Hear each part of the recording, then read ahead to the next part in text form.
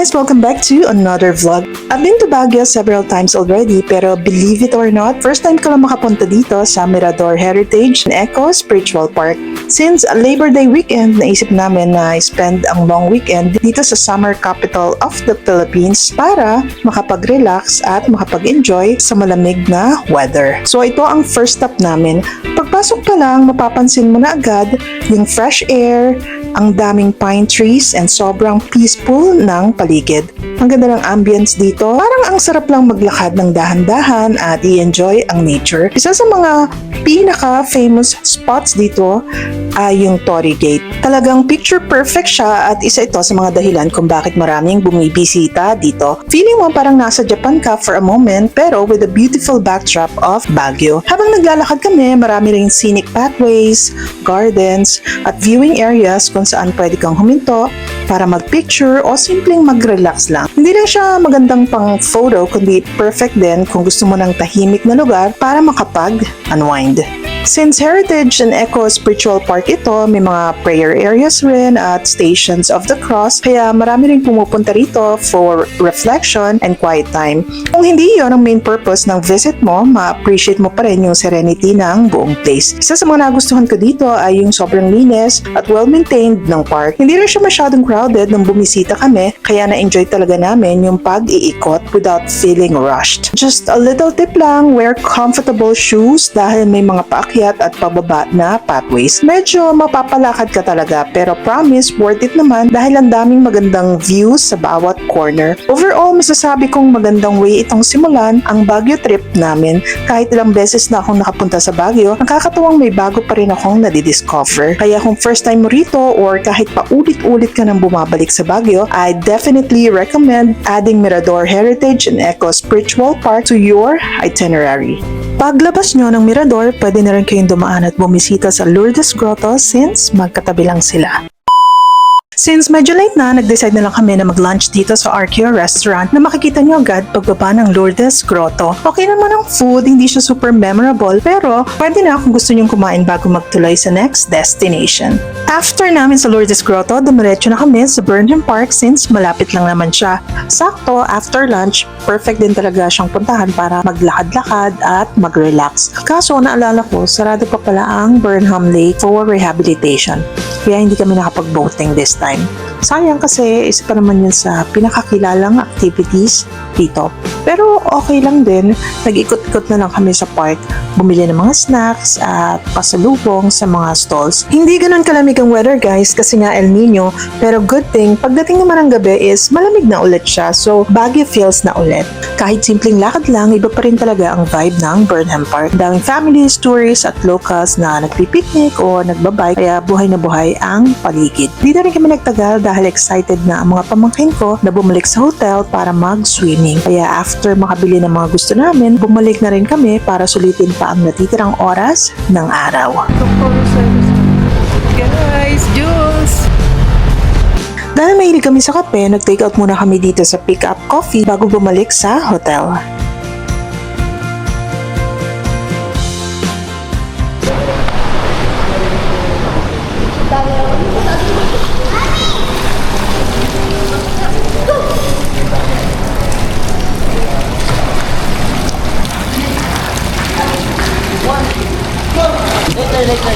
May mausok. Akala namin guys dahil sa init ng pool yung usok. My gosh! Saan pala? Diba? Mainit ba? No. Sakto lang. 1, 2, 3, go.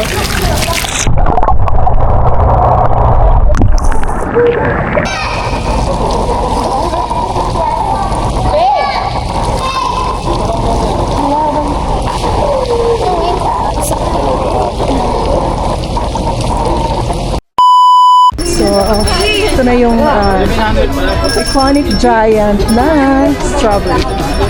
Cute! Ay, layo. Daday ubigat number 50. Guys, so strawberry picking tayo for today's video. Ito tayo sa La Trinidad, Benguet. Okay, be careful sa pag-walk, guys. Kasi may nahuhulog talaga dito. Yan o, mga baby strawberry pa, guys. Look. Ipik na tayo. Pa-off season na siya, so meron pa naman ako nakikita.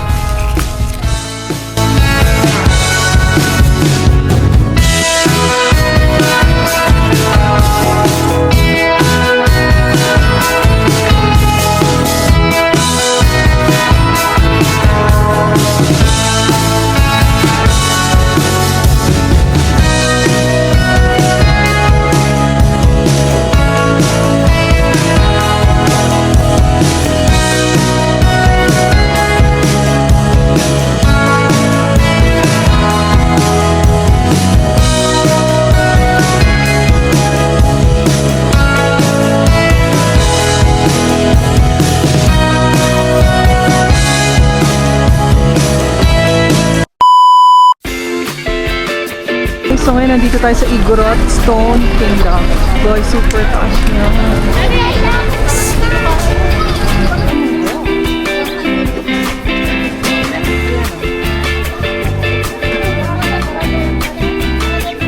Bayan naman po, one representative per group.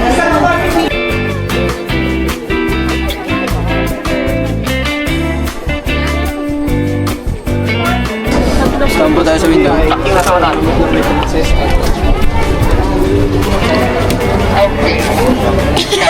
Okay. Sika.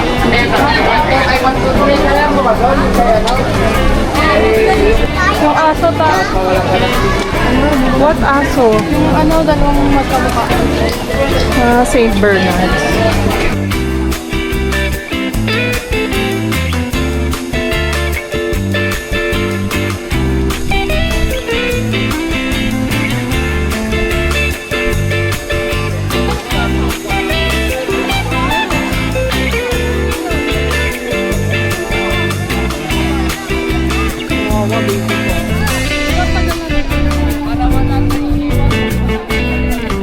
So today is Sunday and it's our second full day here in Baguio bago tayo umuwi bukas ng Laguna. Isa sa mga una naming pinuntahan today ay ang Igorot Stone Kingdom. Isa ito sa mga bagong tourist attractions dito sa Baguio na inspired sa mayamang kultura at heritage ng mga Igorot. Pagpasok pa lang, mapapansin mo na agad ang napakalalaking stone walls at terraces na talagang nakaka-impress.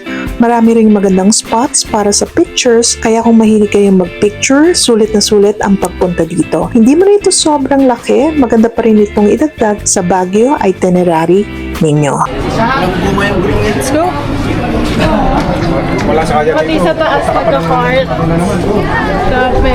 Aww. Little white, yeah. Little white.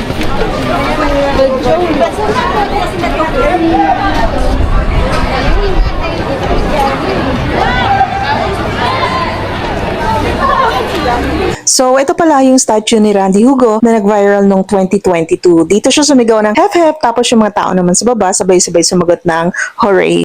Hep hep!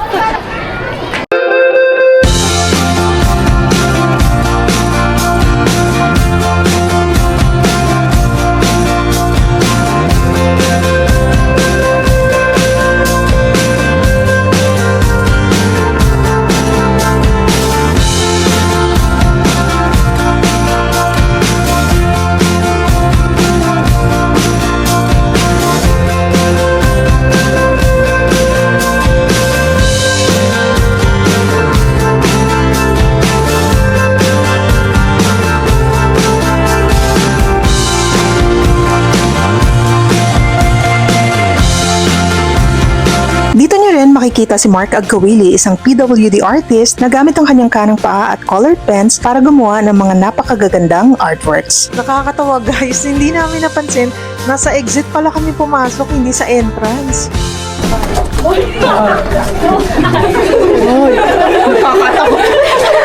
Ano ba yan? Wala na siguro. May amigo. Wala na lang doon. Isang daan.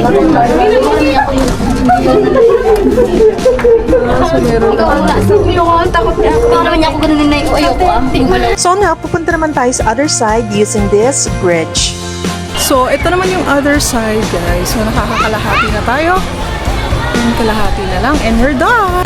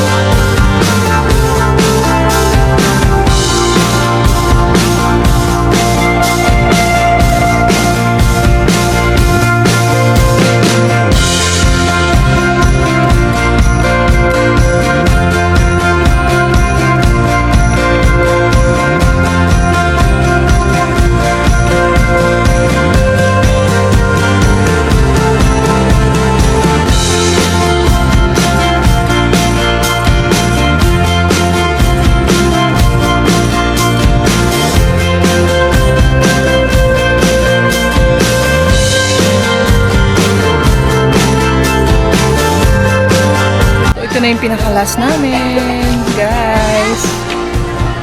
11:20, so 12:25. So 1 hour lang. Hey guys, we're done.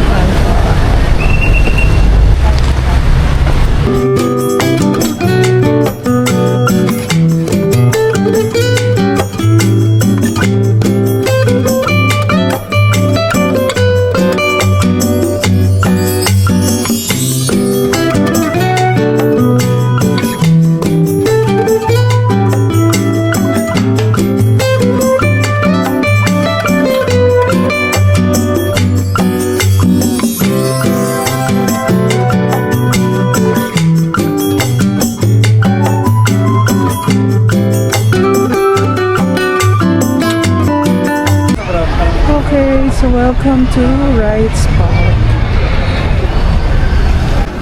Julia! Since first time ng isa kong pamangkin sa Baguio, gusto nila mag-try ng horseback riding. Masaya naman na naging experience nila, pero heads up lang, medyo may amoy talaga sa area dahil sa mga kabayo. Ay, tatay.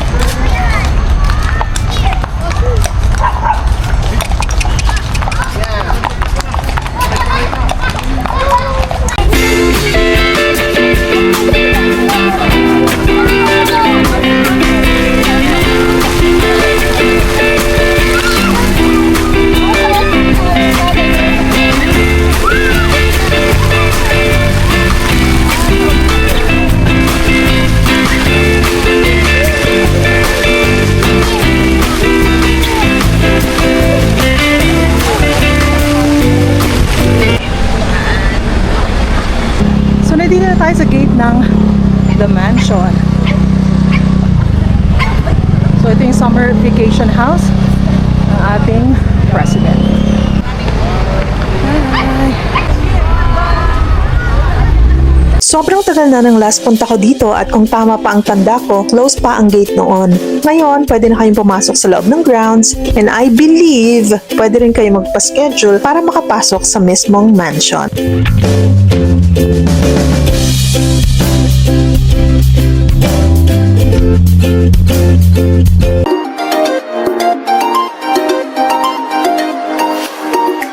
So that's it for now, guys. Thank you so much for watching and I'll see you all again on my next vlog. Bye!